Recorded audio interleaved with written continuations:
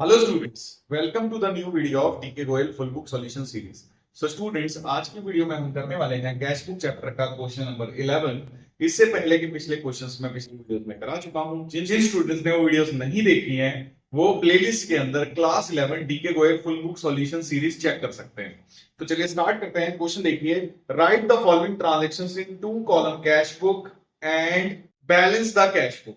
तो यहाँ पे क्या है, हमें क्या करना है, कैश बुक को बैलेंस करना है और सारी ट्रांजेक्शन को कैश बुक के अंदर लिखना है।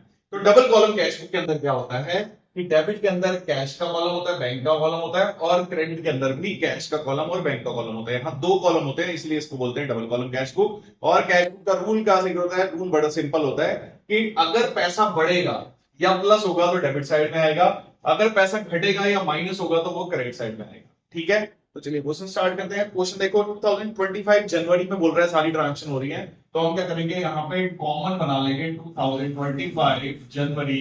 यहाँ पे बनाएंगे 2025 जनवरी। अब देखो, पहली डेट को हमें बैलेंस दे रखा है, तो बैलेंस का मतलब होता है ये पिछले महीने से बैलेंस आगे आ रहा है। तो हम क्या लिखेंगे, टू बैलेंस बीडी। कितने रुपए कैश के आ रहे हैं? कैश के आ रहे हैं 60,000, तो 60,000 रुपीज कैश में लिख देंगे। और बैंक बैलेंस क्रेडिट के अंदर आ रहा है, क्रेडिट का मतलब वो क्रेडिट साइड में आएगा, मींस यहीं पे फर्स्ट आएगा और लिखेंगे बाय बैलेंस बीडी। क्रेडिट के अंदर कितना? 30,000। क्रेडिट के अंदर बैंक बैलेंस आने का मतलब क्या होता है कि हमने बैंक से लोन ले रखा है, ये ओवरड्राफ्ट अमाउंट है। ठीक है, अब नेक्स्ट देखो, 3 डेट को डिपॉजिटेड इनटू बैंक 20,000 रुपीज। अब क्या हुआ, बैंक के अंदर 20,000 रुपए हमने जमा कर दिए। तो जब भी हम पैसा बैंक के अंदर जमा कराते हैं या बैंक से निकालते हैं तो वो क्या हो जाता है, वो हो जाती है हमारी कॉन्ट्रा एंट्री। कॉन्ट्रा एंट्री कौन सी एंट्री होती है? जो दोनों side of cash book effect करती है। तो ये देखो कैसे इफेक्ट करेगी, बोल रहा है डिपॉजिटेड इनटू बैंक। यहाँ बैंक में अगर हम पैसा डिपॉजिट करेंगे तो बैंक तो बढ़ेगा, कैश कम हो जाएगा। तो बढ़ने वाली साइड कौन सी है? ये मींस बैंक बढ़ेगा, तो इसमें लिख दो बैंक में। और कैश कम हो जाएगा, तो कैश वाली साइड ये है, इसमें कैश लिख दो। अब ये देखो, ये एंट्री कॉन्ट्रा है, तो यहां मार्क कर देंगे लेटर में कि सी। और इसकी एंट्री क्या लिखेंगे? थर्ड डेट को हमने किया है, अगर कैश में लिखा है तो हम लिखेंगे बाय बैंक अकाउंट। और ऐसे ही इसको भी मार्क कर देंगे सी से, सी का मतलब कॉन्ट्रा एंट्री। थर्ड को टू बैंक में लिखा है तो हम लिखेंगे टू कैश अकाउंट। ठीक है, तो ये एंट्री हो गई। अब 5 डेट को देखो, receive from Mohan 4,000 discount allowed 100। तो देखो, कैश बुक के अंदर सिर्फ कैश की ट्रांजैक्शंस को रिकॉर्ड किया जाता है। यहां बोल रहा है कि हमने मोहन से 4,000 रुपए रिसीव किए हैं, तो वही पैसा आएगा। अब जब पैसा रिसीव करेंगे तो कौन सी साइड आएगा? तो क्रेडिट साइड में आएगा, मींस इस साइड हम रिकॉर्ड करेंगे। इस 5 डेट को हम लिखेंगे टू मोहन, और कितने रुपए उससे रिसीव हो रहे हैं? 4,000 रुपीज। ये नहीं लिखा कि कैश में है बैंक में है, तो बाय डिफॉल्ट हम कहां लिखते हैं? बाय डिफॉल्ट हम लिखते हैं कैश में। अगर बताया ना गया हो कि ट्रांजेक्शन कैश के थ्रू हुई है या बैंक के थ्रू, तो हम कहां लिखेंगे? कैश के अंदर लिखेंगे। तो ये ट्रांजेक्शन हो गई। डिस्काउंट को यहां इग्नोर कर देंगे क्योंकि डिस्काउंट से पैसे में फ्लो नहीं होता है। नेक्स्ट है 7 को, receive a cheque from Hari and send it to bank. अब हमें चेक मिला, चेक मिला तो बैंक बढ़ेगा, बढ़ेगा तो कौन सी साइड लिखेंगे? डेबिट साइड में लिखेंगे। तो 7 डेट को हमें हरी से चेक मिला, तो हम लिखेंगे टू हरी।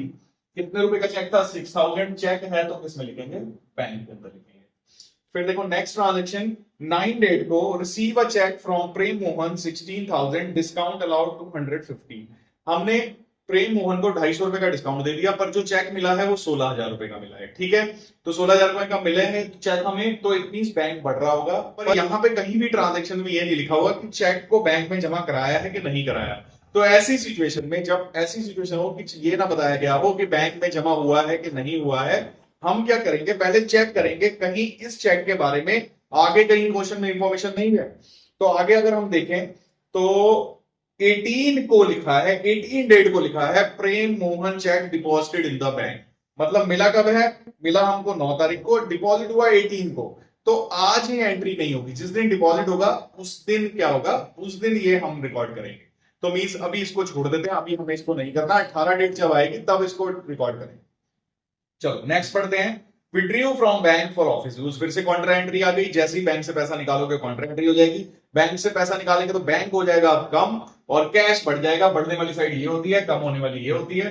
तो क्या होगा, 3,000 रुपए कैश बढ़ गया तो 3,000 रुपए कैश के अंदर आ जाएगा, और बैंक कम हो गया तो बैंक के अंदर 3,000 रुपए क्रेडिट साइड पे लिख देंगे। अब ये कॉन्ट्रा एंट्री है, यहाँ पे भी सी से मार्क कर देंगे। और ये हुआ है 12 डेट को, बाय बैंक वाले में लिखेंगे बाय कैश अकाउंट, और कैश वाले में लिखेंगे यहाँ पे मार्क कर देंगे कॉन्ट्रा एंट्री, और यहाँ लिखेंगे 12 को टू बैंक अकाउंट। कितने रुपए? 3000। ठीक है। नेक्स्ट है 13 को बॉट गुड्स फॉर कैश 6000। हमने सामान खरीदा कितने का? 6000 रुपए का। तो 6000 का सामान खरीदा, पैसा जाएगा तो क्रेडिट साइड में लिखेंगे, प्लीज 13 को लिखेंगे बाय परचेज अकाउंट। कितने रुपए का सामान खरीदा है? 6000 का। कैश में खरीदा है तो कैश में। ठीक है।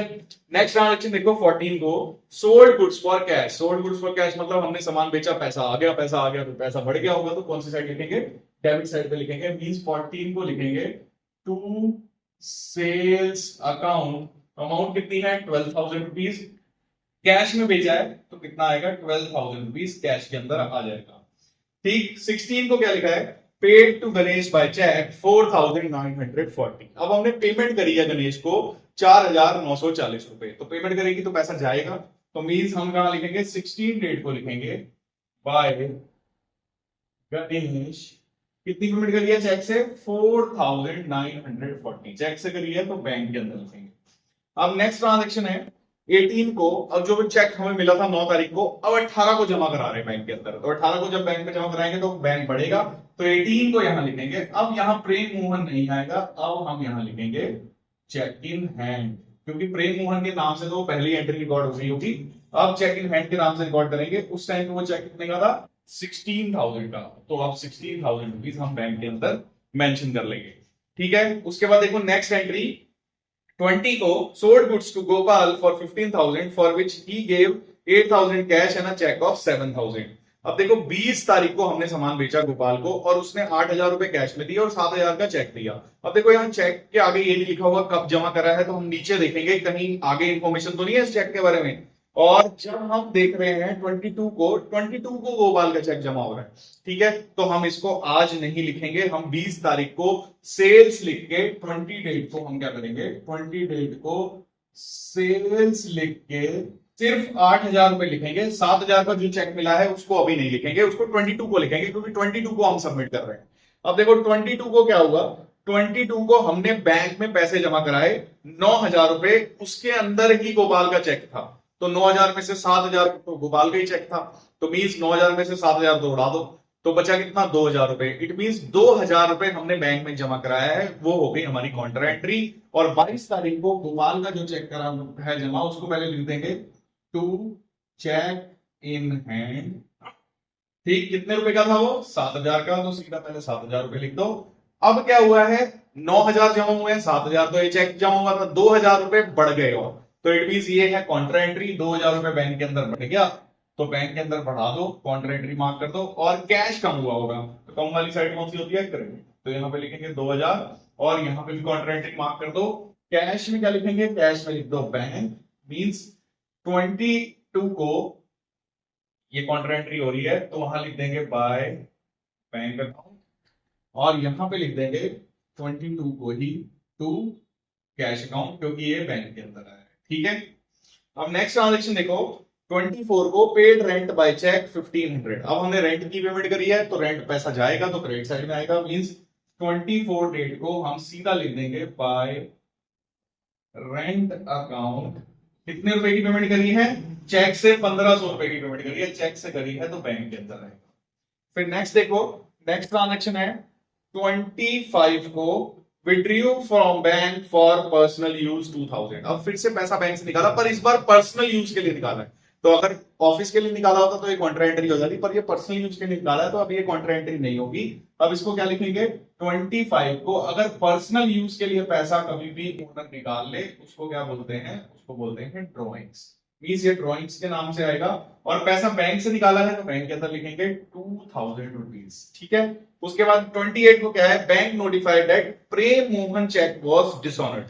कह रहे बैंक से इंफॉर्मेशन आई कि प्रेम मोहन का चेक जो है वो डिसऑनर हो गया। डिसऑनर का मतलब क्या होता है? डिसऑनर का सिंपल मतलब होता है कि चेक से पैसा नहीं मिला। अब उसका रीजन क्या हो सकता है? क्या पता डेट गलत हो, क्या पता साइन ना मैच किए हो, क्या पता पैसे ना हो। ठीक। तो बहुत सारी चीजें हो सकती हैं जिसकी वजह से चेक डिसऑनर कर देता है बैंक। ठीक है। तो डिसऑनर में होता क्या है? डिसऑनर में एंट्री क्या करनी है? पहले तो भैया प्रेम मोहन का चेक, कौन सा चेक है प्रेम मोहन का?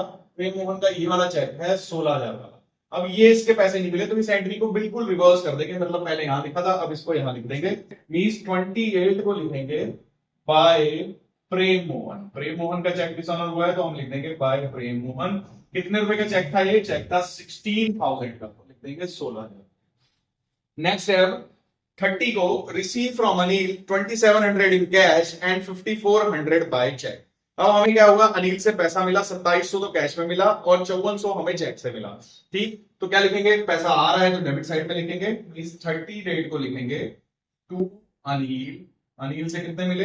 अनिल से 2700 तो मिला हमें कैश में और बाकी 5400 कहां मिला? 5400 मिला चेक से और 900 रुपए का यहाँ डिस्काउंट दे रखा है, तो डिस्काउंट को हम इग्नोर कर देते हैं, डिस्काउंट यहाँ कहीं नहीं आएगा।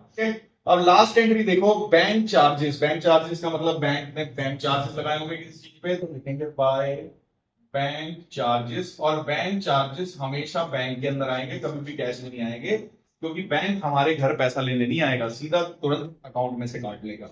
और फिर है 31 को सैलरी की पेमेंट करी है, तो लिखेंगे बाय सैलरी। कितने रुपए है सैलरी? 5,000। अब ये नहीं लिखा कि कैश में हुई है कि बैंक से हुई है, तो हम कहां लिखेंगे? कैश के अंदर लिखेंगे। ठीक है, अब सारी ट्रांजेक्शन यहां हमने कर ली है, अब हमें इसका आंसर निकालना है। तो आंसर निकालने का,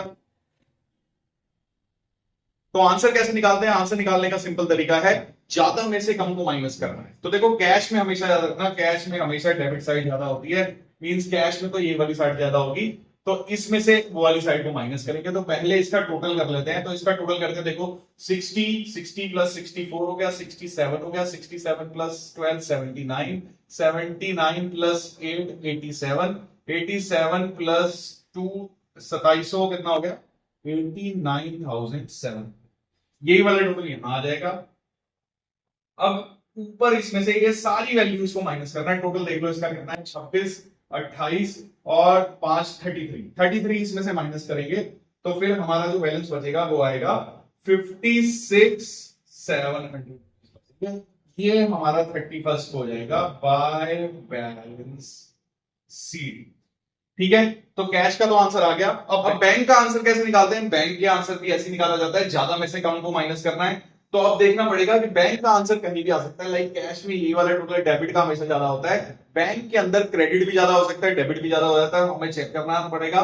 तो अब मैंने चेक कर लिया है, इसमें क्रेडिट साइड ज्यादा है और इन सब का अगर मैं टोटल करूं तो हमारी वैल्यू बनेगी 57,490 रुपीज। अब यही वाली वैल्यू उठा के हम यहां ले आएंगे क्योंकि दोनों साइड का टोटल बिल्कुल बराबर होना चाहिए, तो 57,490 हमारा आ जाएगा। अब इसमें से ऊपर की सारी वैल्यूज प्लस करके माइनस करनी पड़ेगी और वो 31st को हमारी बैलेंस आ जाएगा, तो इसे लिखेंगे टू बैलेंस सीडी। माइनस करने के बाद हमारी वैल्यू आएगी 1090। अब इस बैलेंस सीडी का मतलब क्या होता है? इस बैलेंस सीडी का मतलब बड़ा सिंपल होता है कि लास्ट डे को मींस 31 जनवरी को हमारे फॉर्म के लॉकर के अंदर 56,700 रुपीज तो कैश के अंदर पड़ा है और जो बैंक है, बैंक के अंदर माइनस में 1,090 रुपए, मतलब लोन चल रहा है 1,090 रुपए का, अभी लोन ले रखा है हमने, पैसा चुकाना है और वो शॉर्ट टर्म लोन होता है, इसको बोलते हैं बैंक ओवरड्राफ्ट। तो ये बैंक ओवरड्राफ्ट के अंदर 1090 रुपीज पड़े हैं, मींस माइनस के अंदर 1,090 रुपए है। ठीक है, आई होप आपको ये क्वेश्चन अच्छे से समझ आया होगा। ऐसी ही अकाउंटिंग वीडियोस देखने के लिए सब्सक्राइब और लाइक करें। मिलते हैं नेक्स्ट वीडियो में अगले क्वेश्चन के साथ।